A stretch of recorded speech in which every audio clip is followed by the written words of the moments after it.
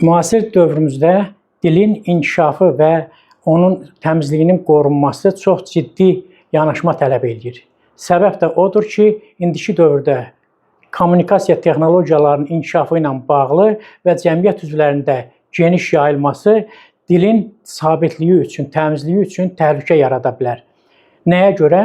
Ona görə ki, kiminsə buraxdığı bir səhv, bilməmək üzündən buraxdığı səhv tezliklə kütləviləşir və cəmiyyət üzvləri elə başa düşürlər ki, sözün deyilişi, yazılışı elə bu cür olmalıdır. Prezident İlham Əliyev həm Milli Elmlər Akademiyasının 80 illik yubileyində, həm də yerli televiziya kanallarına verdiyi müsahibədə dilin saflığının qorunması ilə bağlı çox ciddi bir məsələ qaldırdı və bu işdə xüsusən dilçi alimlərin, yazıçıların, şairlərin üzərinə böyük məsuliyyət düşdüyünü, onların daha fəal olmalarının vacibliyini qeyd etdi. Biz öz dilimizi qorumasaq, biz dilimizi təmiz, saf saxlamasaq, onda yavaş-yavaş dilimizi itirə bilərik. Və hər bir millət, hər bir xalq üçün onun ana dili, onun milli mənsubiyyətinin əsas amilidir. Və bu istiqamətdə bütün ictimai fəallar, bütün ictimaiyyət bir nöqtəyə vurmalıdır. Dövlətimizin başçısının həmin çıxışlarından sonra müxtəlif səviyyələrdə görüşlər, müzakirələr keçirilir. Həmin müzakirələrdə deyilən fikirlər və atılan addımlar çox təqdirə layiqdir. Lakin bugünkü söhbətimizdə mən qısa bir nümunəni gətirmək istəyirəm. Yəqin ki, uşaq vaxtından cücələrin mahnısını hamımız eşitmişik.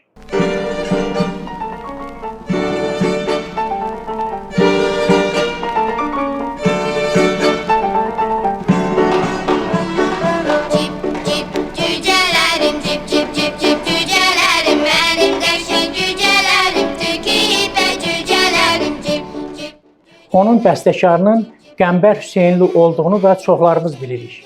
Qəmbər Hüseynli uşaqlar üçün onlarla bir-birindən gözəl mahnılar bəstələyib. Ancaq problem nədədir? Bugün biz əgər internet resurslarında axtarış verib Qəmbər Hüseynli yazsaq,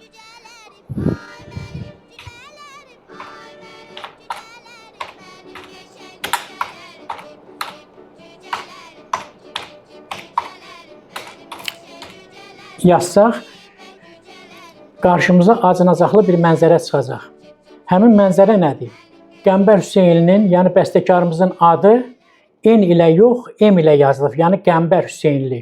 Halbuki əvvəllər Sovet vaxtında və ondan sonraki illərdə 60-70 il ərzində Qəmbər Hüseynlinin adı normal yazılırdı, doğru yazılırdı.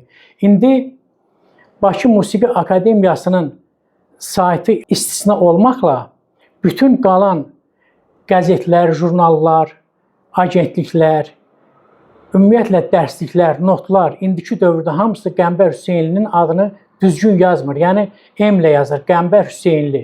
Belə bir tanınmış bəstəkarın adının bu cür səhv yazılması yol verilməz bir məsələdir. Yəni, dilin saflığına xələl gətirən məsələdir.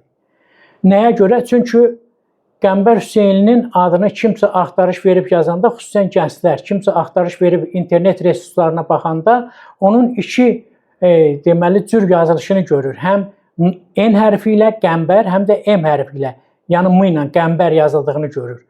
Tanış olmayan adam elə bilir ki, bunların hər ikisi ayrı-ayrı şəxslərdir. Yəni Qəmbər Hüseynli ilə Qəmbər Hüseynli. Yəni bu böyük bir nöqsandır. Buna ciddi fikir vermək lazımdır və bu səhvi düzəltmək lazımdır. Xüsusən məsəl üçün, kimlər ki yazıblar, hansı platformalar ki bu adı səhv yazıblar, onlar onu düzəltməlidirlər. Musiqi dərsliyini açıb baxsaq, musiqi dərsliyinin üstündə də, yaxud elə içərisində də Qəmbər Hüseynlinin adı səhv yazılıb. Bəstəkarın heykəlinin altında da adı səhv yazılıb. İkinci bir məsələni demək istəyirəm. Bizim dilimizdə N və B samitlərinin yanaşı işləndiyi bir sıra sözlər var ki, onda tələffüz M-lə olur, yəni yazılışda N yazılır. Məsələn, sümbüldür, zəmbildir, ambardır, zambaqdır. Ən çox yayılan günbəz sözüdür. Çoxu M ilə yazır. Halbuki sözün kökü gündür, günbəz. Yəni ki, o günə qarşı olan bir qurğu, tikinti və s. Bu qayda insan adları ilə də bağlıdır. Süsənbərdir, Qəmbərdir, Gülənbərdir və s. bu cür adlardan. Yəni N və B səslərinin yanaşı gəldiyi adlarda da M kimi tələffüz olunur, lakin N yazılır və səbəbi nədir? Səbəbini mən belə izah edeyim ki, həm M səsi, həm də B səsi dodaq samitləridir.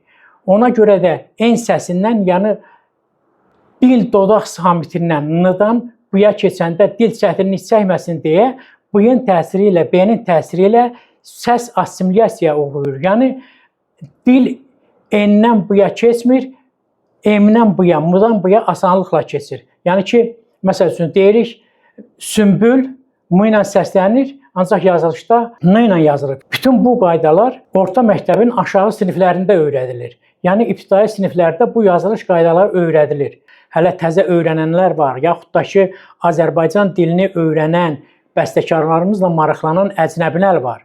Və bunlar internetdə, internet resurslarında axtarış verəndə bu adın bu cür yazılması, iki cür yazılması onların qarşısına çıxanda bizim haqqımızda nə düşünə bilərlər?